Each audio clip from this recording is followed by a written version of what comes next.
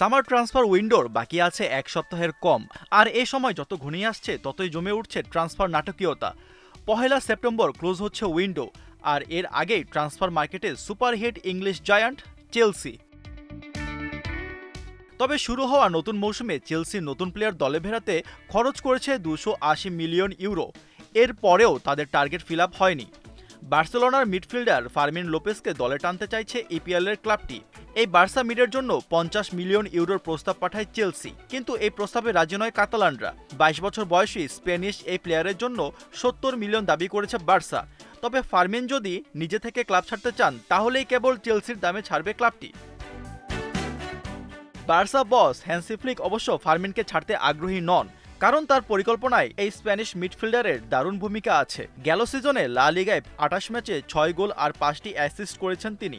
2023 সালে যুব Barca athletic থেকে বার্সেলোনার মূল দলে খেলার সুযোগ পান তিনি। তার সাথে বার্সার চুক্তির মেয়াদ 2030 সালের জুন মাস পর্যন্ত। চেলসি এই সামার ট্রান্সফারে জোয়াও পেড্রো, জ্যামি গিটেন্স, ইওরেল হাটোর মতো প্লেয়ারদের দলে ভিড়িয়েছে। এখন ফার্মিনকে নিতে পারলে মাঝমাঠে তাদের আধিপত্য বাড়বে।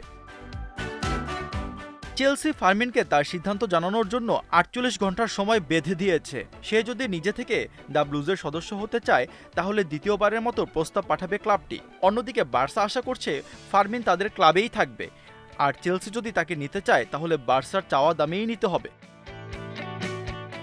এখন দেখার বিষয়, ঘরের ছেলে ঘরেই থেকে যাবে নাকি স্পেন ছেড়ে ইংল্যান্ডে পাড়ি জমাবে। ঘড়ির কাঁটায় 48 ঘন্টা, এর মধ্যেই নিতে হবে সিদ্ধান্ত।